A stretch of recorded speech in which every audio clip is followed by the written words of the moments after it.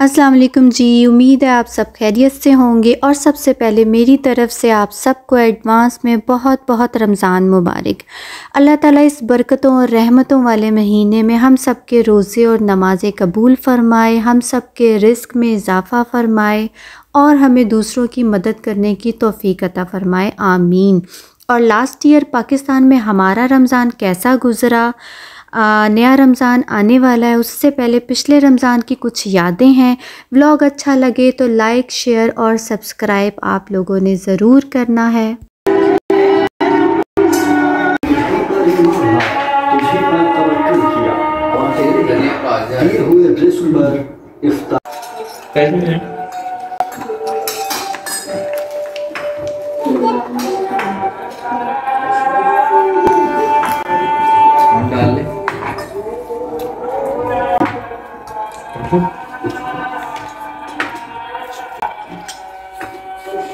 रमज़ान बरकतों, रहमतों और इबादतों वाला महीना तो है ही है, इसके साथ साथ ये रौनकों वाला, खुशियों वाला महीना भी है।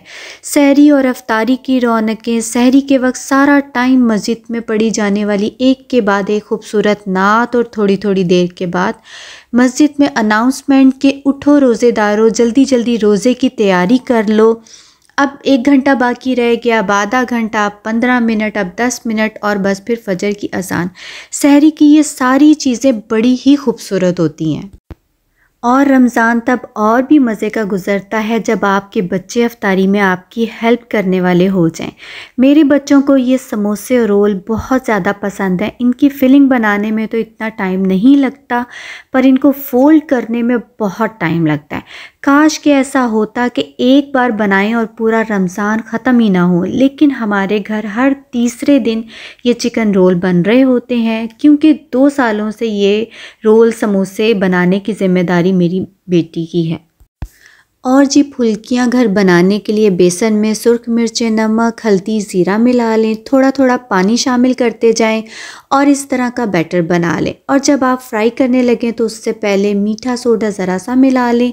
और ये फ्राई की हुई फुल्कियाँ आपने पानी में नहीं भिगोनी, इसको प्लेट में निकालते जाएं। ठंडी हो जाए तो फिर आप डायरेक्ट दही में डाल दें। मेरे हस्बैंड को इस तरह की घर की बनी हुई फुल्कियाँ ज़्यादा पसंद है, इसलिए अब हर बार घर में ही फुल्कियाँ बनाती हूँ। मुझे खुद भी अब घर की बनी हुई फुल्कियाँ ही ज़्यादा अच्छी लगती हैं।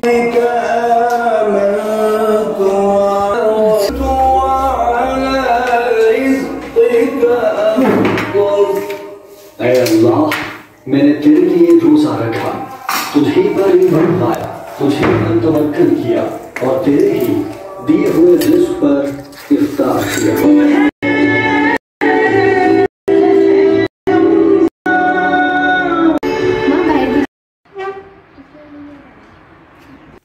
असल में मैं पिछले रमज़ान की कुछ वीडियोस इसलिए बना रही थी क्योंकि पिछले रमज़ान मैं यूट्यूब चैनल बनाने का सोच रही थी, पर मैंने नहीं बनाया और छोटी ईद के बाद हम यहाँ पे आ गए, तो इसलिए लास्ट रमज़ान को आपके साथ अब शेयर कर रही हूँ। ये पाकिस्तान में हमारे घर के बाहर का व्यू है, इतना खूबसूरत, इतना पुरसकून। टेरेस से बाहर देखने पे लगता है कि आप किसी बाहर के मुल्क में हैं। स्पेशली दुबई वाली वाइब्स आती हैं। I miss my home a lot.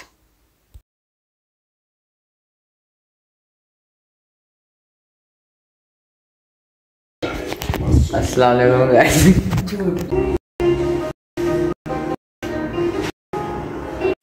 अपने मुल्क वहाँ तो हमारे चारों तरफ अज़ान की आवाज़ और रमज़ान का माहौल होता है, और यहाँ पे हम लोगों ने अपने फ़ोन में ऐप डाउनलोड की होती हैं। और वैसे अल्हम्दुलिल्लाह हम यहाँ पे भी नमाज़ें सारी पढ़ने की पूरी कोशिश करते हैं।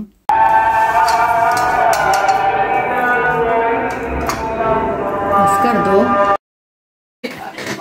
उठ जाओ। दोनों के लिए अनलिमिटेड 6 पीसेस। सहरी में डोनट्स खाओ। मीठी कितनी क्रेविंग होती थी। तो मैं समझी हूँ कि तुमने खुद बाबा से कहा है, बाबा खुद ही लाए। कॉफी के लिए जाते हुए भी रुके हैं ना। मैं बच्चों के लिए ले लूं कुछ। यहाँ रख दो।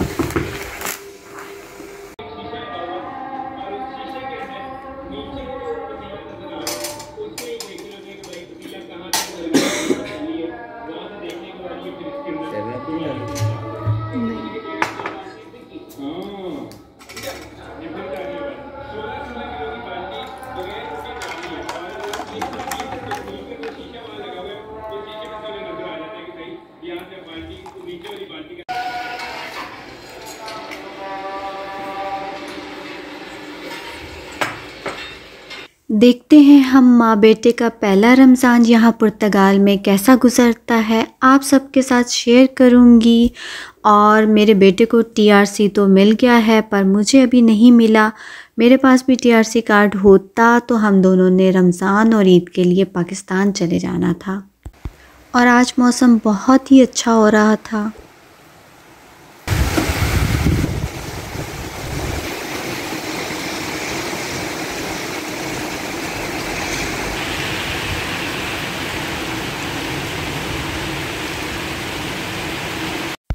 मौसम इतना अच्छा था और घर पे कोई भी नहीं था क्योंकि हस्बैंड की अफ्तारी अपने दोस्तों के साथ थी और बच्चों की अफ्तारी भी उनके फ्रेंड्स के साथ थी। वैसे अगर रमज़ान में एक दिन बारिश हो जाए तो कुछ दिन ठंडे हो जाते हैं और रोज़े अच्छे गुज़र जाते हैं।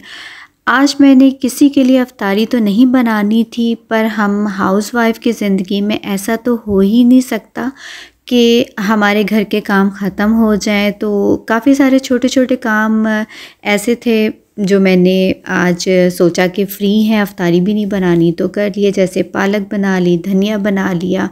और ऐसा होता है कि धनिया बना हुआ ना हो पहले से तो फिर मुझे पकोड़े बनाना बहुत मुश्किल लगता है। और आज के दिन मैंने किचन के सारे अप्लाइंसेस, कैबिनेट्स, एक एक चीज़ को अच्छे से साफ़ कर लिया। वैसे मैं कोशिश करती हूँ कि किचन हर वक्त ही साफ़ सुथरा रहे। जो लोग मुझे जानते हैं उनको तो पता है कि मैं अपने घर को, किचन को कैसा रखती हूँ। और ये जो आप फ्रिज पे मैग्नेट्स देख रहे हैं, ये मैं और मेरे हस्बैंड जब भी किसी दूसरे कंट्री जाते थे तो मैं उस कंट्री का मैग्नेट ज़रूर ख़रीदती थी। बहुत सारे टूट भी गए हैं। वैसे अभी पुर्तगाल का मैग्नेट मैंने अभी तक नहीं ख़रीदा। और किचन काउंटर पे मैं कोशिश करती हूँ कि कम से कम चीज़ें पड़ी हों। इस तरह किचन काउंटर पे काम करना आसान होता है और फिर काम के बाद उसे क्लीन करना भी आसान होता है। कचनार कीमा ये सैरी के लिए बनाया था, मुझे और मेरे हस्बैंड को बहुत पसंद है। आज तो हमारे घर सब्जी की दुकान लग गई। मिक्स सब्ज़ी जब कभी बनाएं तो बस हम दोनों ही खाते हैं, बच्चे तो खाते ही नहीं। और ये सारी सब्जियां थोड़ी थोड़ी करके भी बनाओ ना तो इतनी सारी बन जाती हैं, अच्छा मज़े की बनती हैं। पर बच्चे पता नहीं क्यों नहीं खाते। तो फिर मैं अपनी मेड को दे देती हूँ क्योंकि हम दो लोग कितना खा लेंगे। लेकिन ये बनाने में मेहनत बहुत लगती है। मेरे हस्बैंड को पसंद है इसलिए कभी कभी हम बना लेते हैं। वैसे जो सालन होता है वो सहरी में पराठे के साथ इतना मज़े का लगता है ना। सालन हो तो सहरी जो है ना वो इतनी अच्छी हो जाती है ना। वैसे दही अंडा तो ज़ाहिर चलता ही है। और ये चांद रात को हम बाहर थे और मैं मून के साथ हूँ। मेरे हस्बैंड का निकनेम मून है, सब लोग उनको प्यार से मून बुलाते हैं। और फिर ये नेक्स्ट डे ईद का है। तो कुछ ऐसा था हमारा लास्ट ईयर रमज़ान और ईद। अपना बहुत सा ख्याल रखें और मुझे दुआओं में याद रखें।